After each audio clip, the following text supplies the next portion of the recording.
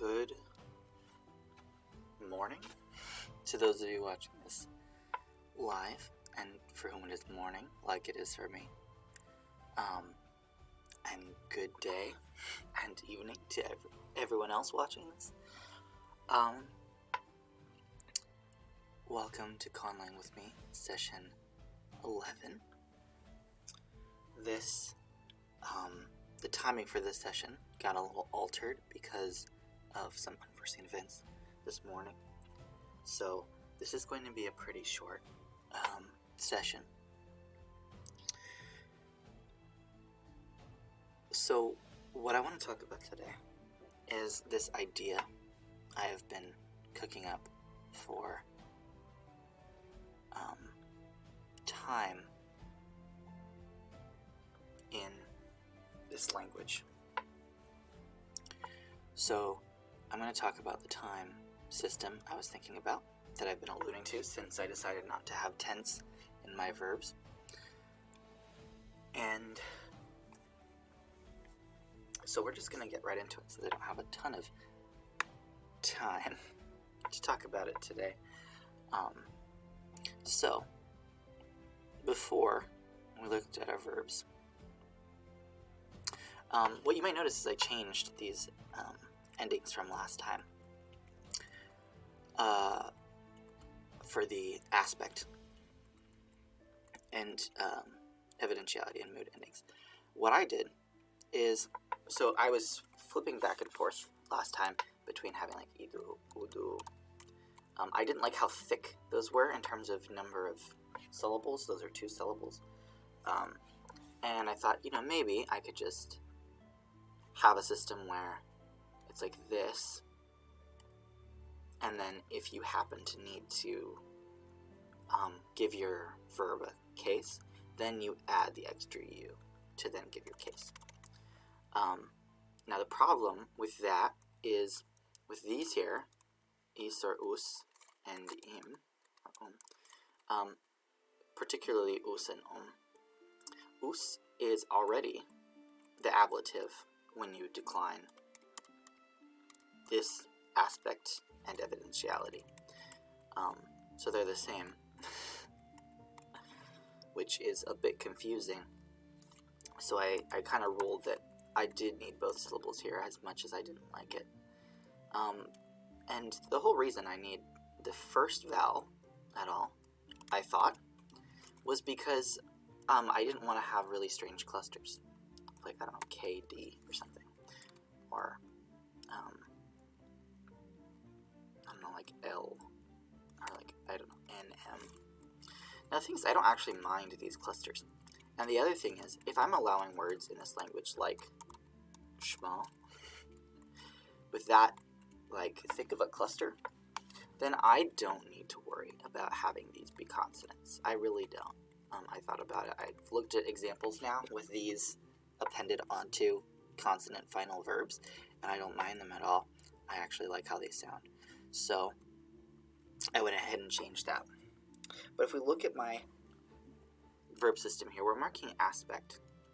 So whether or not it was sort of ongoing or is ongoing, because it doesn't have respect to time, just how the time is being viewed. So ongoing or happening at a particular point in time. And that is what my verbs themselves will distinguish. So what I wanted to do is have a time system that marks more specific information about time other than just whether it's spanning or if it's happening at a particular point in it. So I had kind of a dilemma because I want to be able to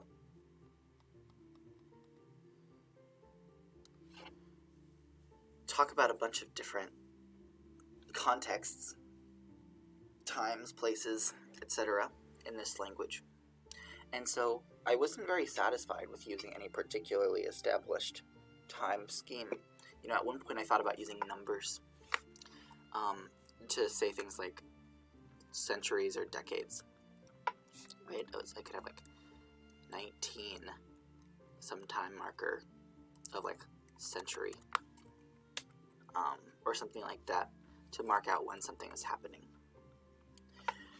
And I thought about that, but I don't like that, because I'm basically choosing the Gregorian calendar as the way that I do it, do time, which I can find useful, if I see that I find it useful, but I don't like using it for everything. I don't like it being the only way I can express time. I'd like to use other systems, you know.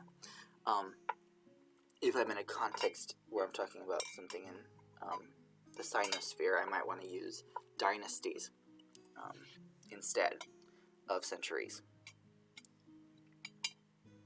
If I'm talking about ancient Egypt, I might want to use kingdoms, like Old Kingdom, Middle Kingdom, New Kingdom. If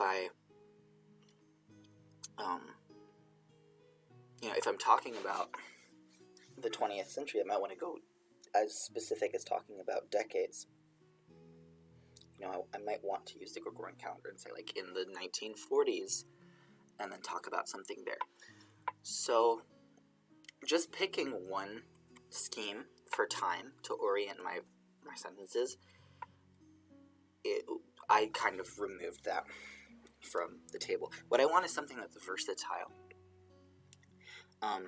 And what I thought about is I could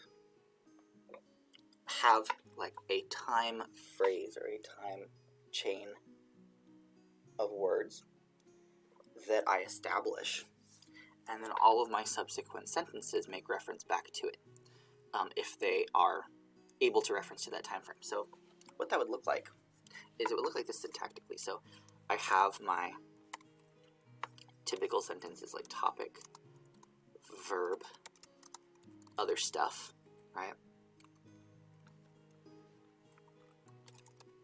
Let's do T, V, other stuff.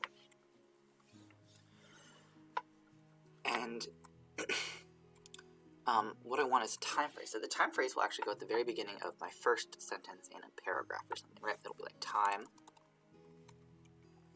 And then I'll have like a separator that shows that the time phrase has ended.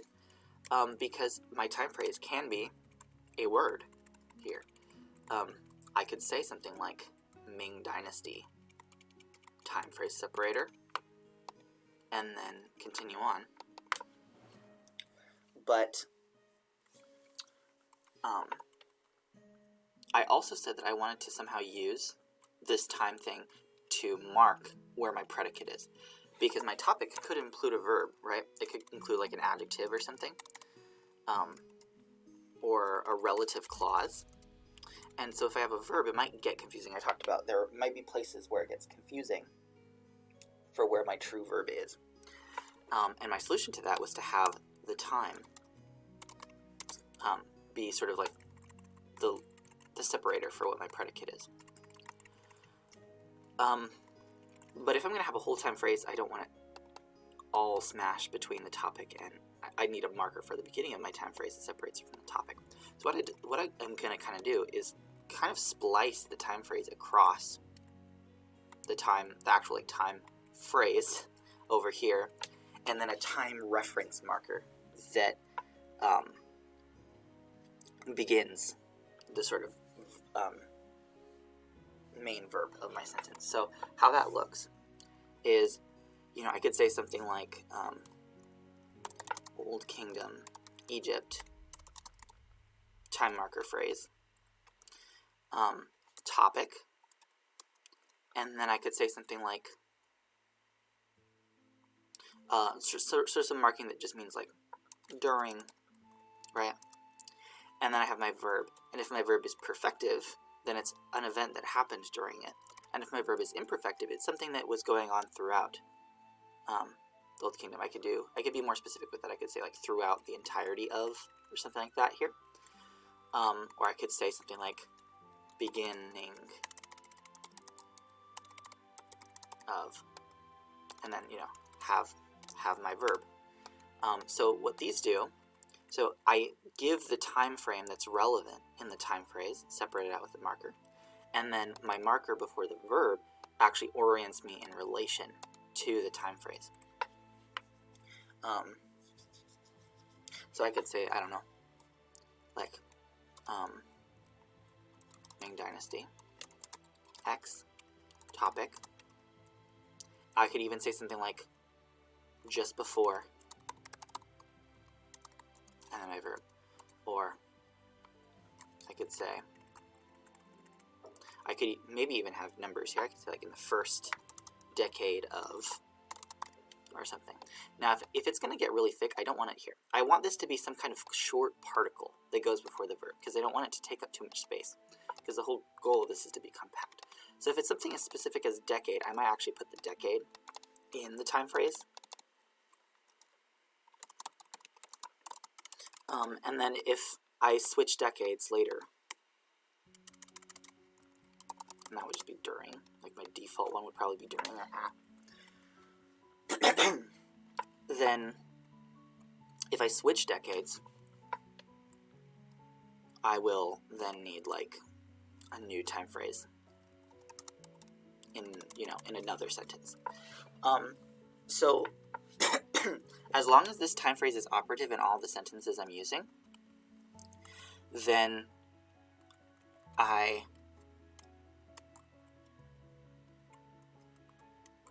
don't need more. Like, I don't need to add another time phrase. I could just continue with more and more sentences that are in this time frame. Maybe they have different relationships. Like, I have one sentence that's the beginning of the Old Kingdom, and then I do, like, and, I have, like, a word for and or something that links to a new sentence. And then I have end, and then at the end of the Old Kingdom, verb.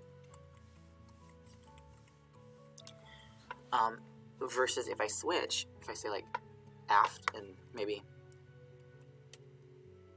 the 5th decade or something like that, I have like a change. I have like a switch particle.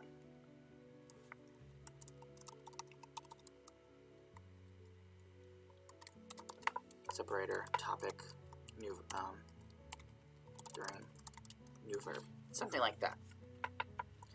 So the real task here is coming up with these particles, like the time particle and the switch time particle, and which should be too hard. I actually have some ideas already that I might put here. Oh, sorry, whoops, pressed the wrong button there. So there's like, oh gosh, what is going on? There we go. This is a particle in Greek. Whoa.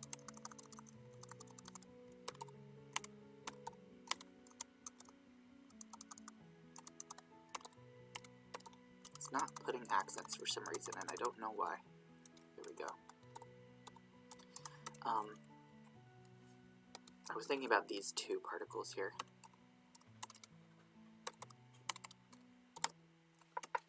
That Greek has. And what these do is these give context. So, de. De means like and or but, mostly. But it gets used, it gets used like after a word. So, you might say like, can't think of a good example. You might have like a then, and then have de there. I'll write it, my spelling there. Then, de. That's sort of like and then, or something like that. So I might use this as the origin of my time marker. So my time marker might just be day. So it might be like time, day. Because I actually kind of like the sound of that. Now what main does is it says something like whereas, or on the contrary.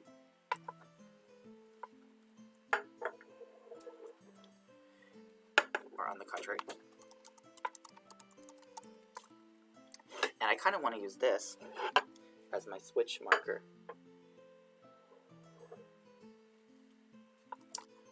I might actually have the switch marker, because this kind of comes to the same place that day does in Greek. I might actually reflect that, and instead of having the switch and the second time marker, I might just put the switch time here. And if this ends up being ambiguous, the and then that, I'm not too worried about that right now. because this will then retroactively make this clear, I think.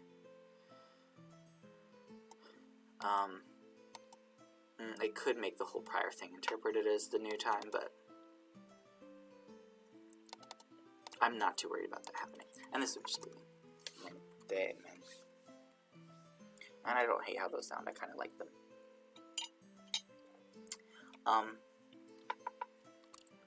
So those could be my markers. That's not actually the hardest part of this.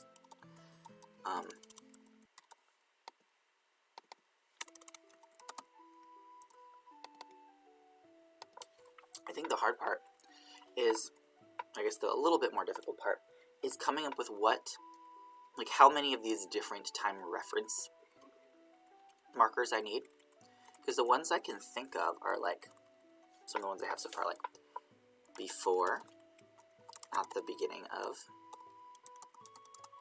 well,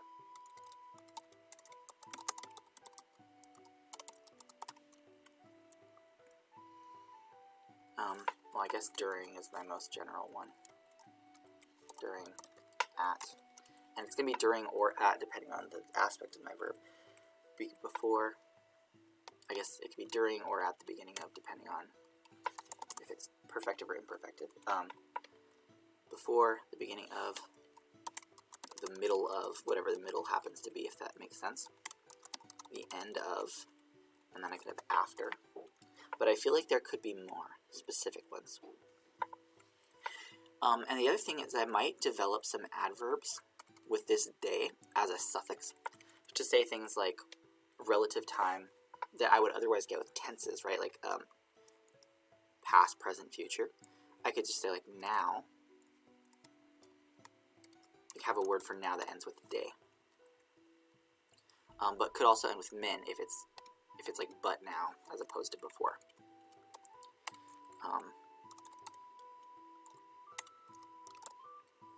And I could do before. I could say before. Different word from before than this one probably.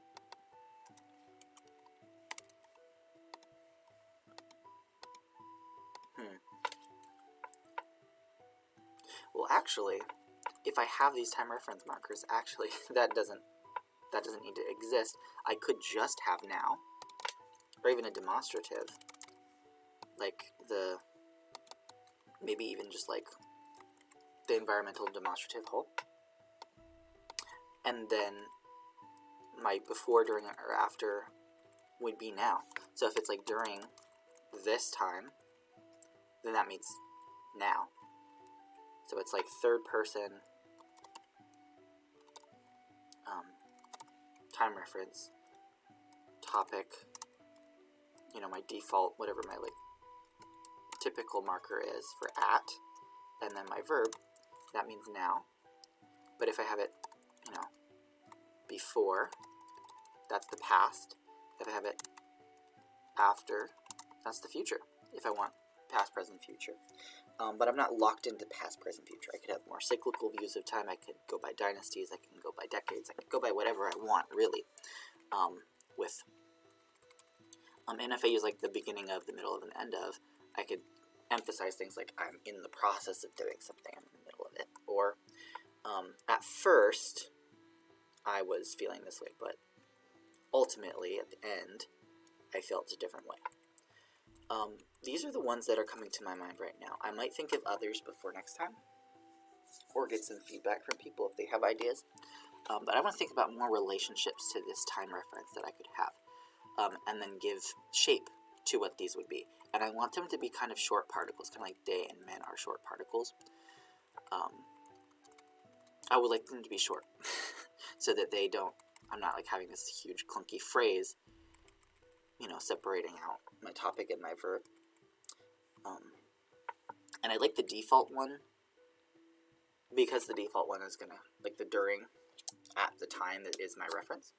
I'd like that to be, since that is going to be present in pretty much every sentence that doesn't have this more specific relationship to the time, I would want it to sound nice. I would want it to be a nice, not obtrusive sound. that I'd be comfortable having in every single sentence that isn't one of these.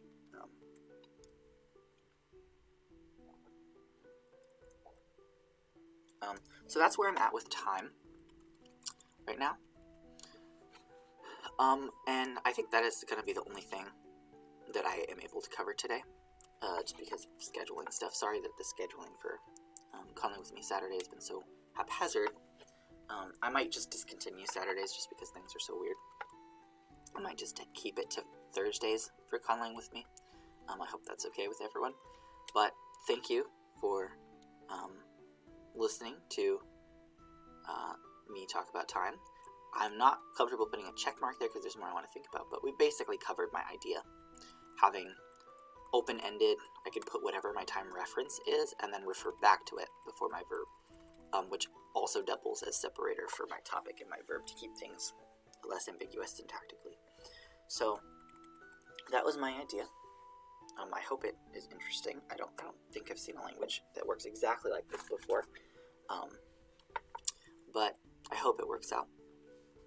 So thank you for listening to this very short Conlang with me this time, and I hope you have a great rest of your time in whatever day, evening, night it might happen to be for you. And I just realized that I've been off-center this entire time. There we go. There we go.